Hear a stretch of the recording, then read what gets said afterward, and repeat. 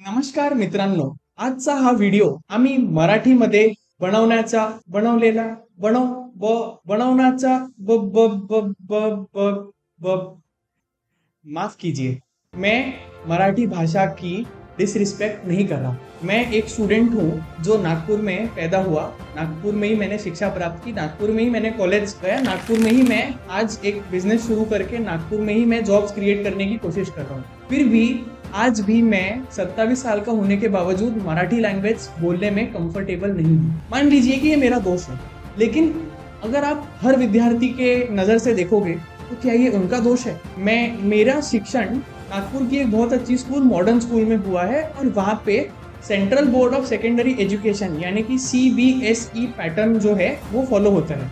उस पैटर्न में जो सब्जेक्ट्स मैंने पढ़े वो थे हिंदी, इंग्लिश, मैथ्स, साइंस और SST के अंदर हिस्ट्री, सिविक्स, ज्योग्राफी और इकोनॉमिक्स, ये सारे सब्जेक्ट की शिक्षा मैंने नर्सरी से लेके 10th स्टैंडर्ड तक प्राप्त करी। इसमें मराठी का नाम नहीं था। अब मैं अगर एक 2.5 साल का बच्चा हूँ जिसे नर्सरी स्कूल में मेरे पिताजी और माताजी ने डाल दिया, ये सुन के कि वो नागपुर की बेस्ट स्कूल है और उस स्कूल में अगर मराठी नहीं पढ़ाई जा रही तो ये मेरा दोष है, ये किसी विद्यार्थी का दोष है। किसी इंसान ने अगर 25 साल पढ़ाई करी महाराष्ट्र के बहुत अच्छे कॉलेज में बहुत अच्छे शिक्षकों से और उन एक भी शिक्षक ने आज तक इस बात का इम्पोर्टेंस नहीं बताया कि मराठी बोलना कितना इम्पोर्टेंट है, तो ये उस विद्यार्थी का दोष कैसे हो गया? हम अगर 0 से 5 साल की उम्र तक बच्चों को जो भी लैंग्वेज सिखाते हैं वो लैंग्वेज वो बहुत अच्छे से सीख जाते हैं। मैं एक मारवाड़ी कम्युनिटी से बिलोंग करता हूँ, तो मेरे घर में हिंदी और मारवाड़ी बोली जाती थी, इसलिए मेरी हिंदी और मारवाड़ी शार्प हो गई। अगर मेरी स्कूल में उस वक्त मुझे मराठी सिखाई जाती तो मैं बहुत रिस्पेक्टफुली मराठी सीखता और मराठी के बारे में जानकारी लेता, लेकिन ऐसा नहीं हुआ। इसमें मेरा कंट्रोल तो नहीं था इस सिचुएशन के ऊपर, लेकिन आज से 25 साल बाद अगर मैं सिविल इंजीनियर बन गया हूँ और मुझे नागपुर में एक बिल्डिंग बनाने के लिए जाना है, तो जो लेबर है, जो कॉन्ट्रैक्टर है, जो मटेरियल वाले हैं, वो सब लोग मराठी में बात करते हैं। अब मैं हर दिन मराठी सीखने का प्रयत्न करता हूँ। मैं मराठी पोएट्स की पोएट्री सुनता हूँ। मैं मराठी लोग जो कॉमेडी करते हैं जैसे सौरभ घाड़गे, शांतनु रागनेकर, शशांक गट्टेवार, इन लोगों के वीडियोस देखकर मैं उनसे सीखता हूँ कि ये लोग मराठी कैसे बोलते हैं। लेकिन मुझे बेसिक व्याकरण की शिक्षा ही नहीं दी गई, तो जब मैं मराठी बोलने की कोशिश करता हूँ तो मेरे मुंह से गलत व्याकरण निकल जाता है और मुझे लगता है कि कोई बुरा ना माने कि मैंने मराठी के व्याकरण को गलत तरीके से इस्तेमाल किया, इसलिए मैं वहां पे रुक जाता हूँ। तो मेरा कॉन्फिडेंस मराठी बोलने में उतना नहीं है जितना हिंदी और इंग्लिश बोलने में, क्योंकि ये शिक्षा मुझे बचपन में दी गई थी। तो अगली बार आपको अगर कोई मराठी बोलते हुए स्ट्रगल करता हुआ दिखे तो उसका मजाक बनाने से पहले आपको ये सोचना चाहिए कि महाराष्ट्र में हम लोग गवर्नमेंट लेवल पे और सोशल लेवल पे इतना एनकरेजमेंट कर रहे हैं मराठी के लिए। हम लोग एक मल्टीलिंग्विस्टिक कंट्री है जिसका काम है कि हर लैंग्वेज के लोगों को इक्वल अपॉर्चुनिटी प्रोवाइड करना। हमारे संविधान में भी यही लिखा है कि लैंग्वेज, जेंडर और कास्ट और उनके इकोनॉमिक बैकग्राउंड की वजह से उनको किसी अपॉर्चुनिटी से हम लोग दूर नहीं रख सकते। तो अगर हम लोग स्कूलिंग सिस्टम को ही ठीक नहीं करेंगे,